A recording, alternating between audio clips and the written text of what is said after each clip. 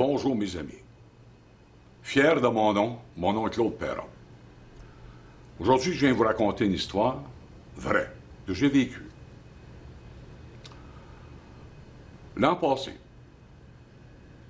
j'avais été devant l'usine Alcan avec ma pancarte C'est assez et des pamphlets. Et je m'étais installé sur le terre-plein de façon très sécuritaire. J'avais apporté ma chaise. Et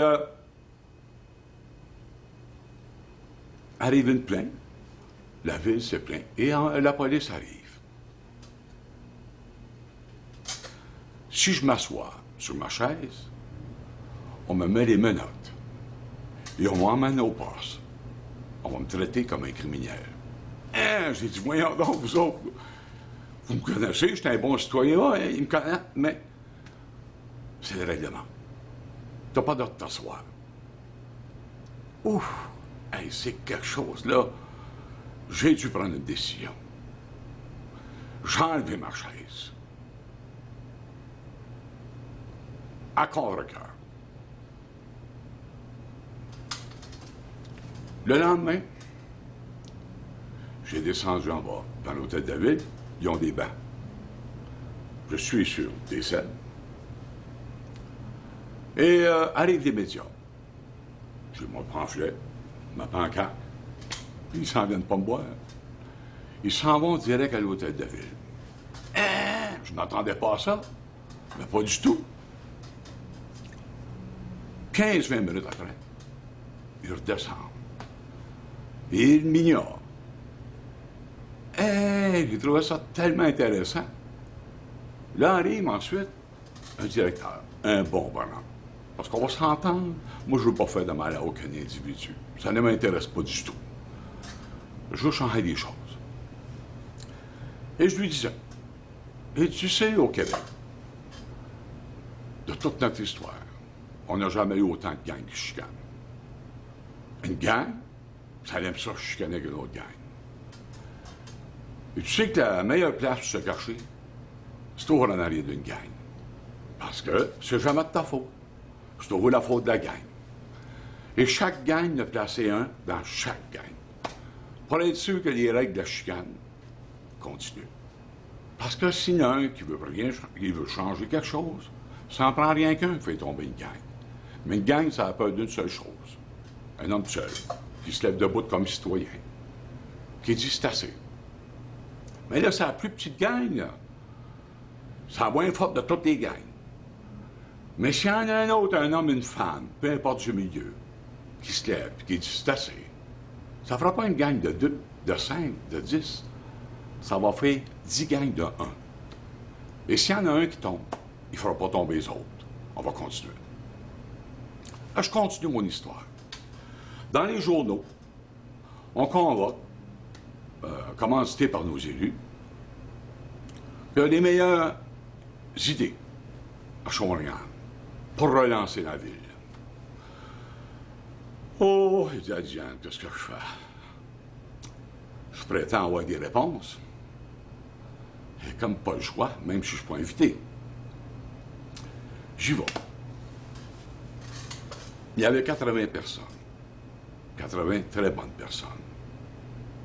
On va être clair.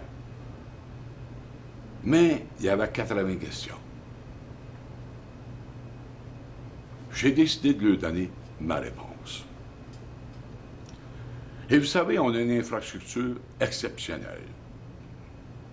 L'Alcan, qui n'était pas démoli, de près d'1 milliard. Et vous voulez démolir ça. Je vais vous dire de quoi qu'on va faire avec. On va faire quelque chose d'extraordinaire.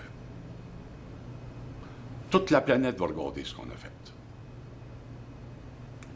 On va prendre de cette infrastructure-là une industrie d'aluminerie, une des plus polluantes, et on va la convertir en une industrie verte, productrice de verre.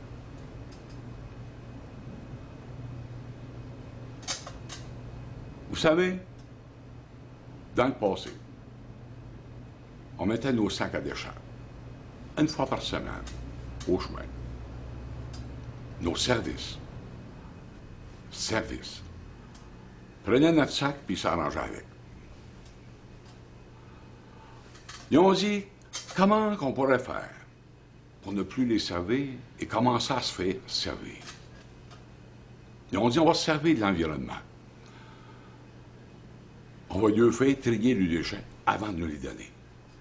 C'est brillant, ça. Ah, quelqu'un qui ne veut pas travailler, puis ne veut pas nous servir, il y en a des idées. Là, on s'est ramassé avec un bleu puis un noir. On a tellement bien fait le travail, on dit, on va vous en mettre un brun. 3. Donc, avant, on avait un sac à déchets. Ah, c'était pas beau d'avoir ça, c'était révoltant.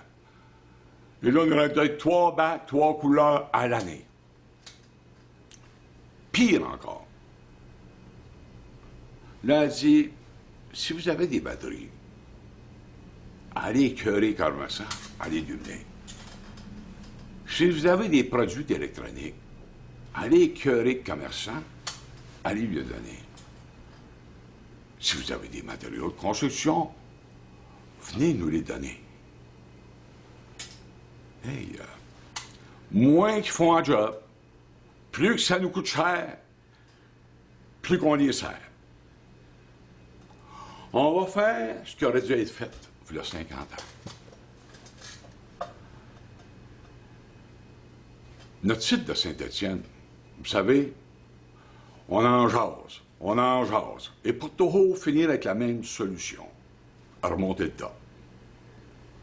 On en jase, et toujours encore avec la même solution, on remonte le tas. Le tas, on va le régler. À l'avenir, nos camions vont rentrer dans cette infrastructure-là exceptionnelle, sans bruit, sans odeur. Ils vont domper le voyage. 1 heure après, à l'autre bout, tout va être trié, sélectionné, empaqueté, prêt à être transformé. Et d'autres entreprises vont les manufacturer. Et on va avoir fait d'une des industries les plus polluantes au monde, une industrie d'aluminerie, une industrie verte, productrice de verre. Et on va commencer, enfin, à servir la population. Au lieu de la punir et de faire l'ouvrage de nos employés. On est au Québec. On a toujours dit qu'on était un peuple patenteux, débrouillard. C'est pas ça, les meilleurs. C'est pas le résultat des meilleurs qu'on a là.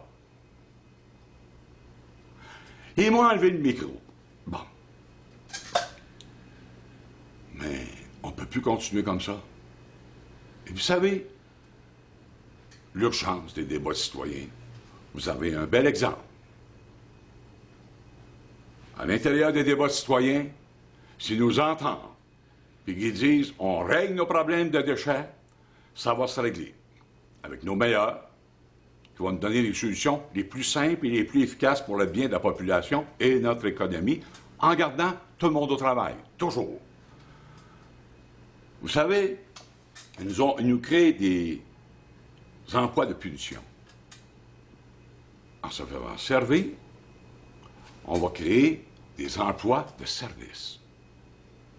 Autant comme qu'ils n'avaient créé en punition.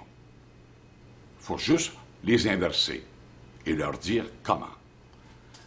Et je vous reviens pour des prochaines capsules, pour des solutions encore les plus simples, les plus efficaces.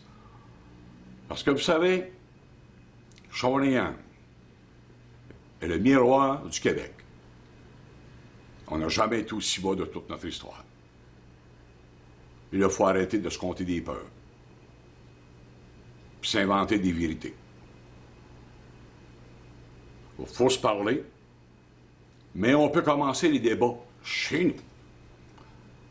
Parce que je crois que le Québec doit se relever à partir de Shawinigan, une ville qui a été dans son apogée, en Amérique, et aujourd'hui qui est rendue la plus basse.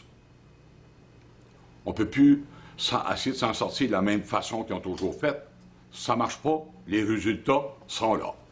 Une économie d'apparence, ça n'a pas d'avenir. Je vous reviens. Merci beaucoup, mes amis.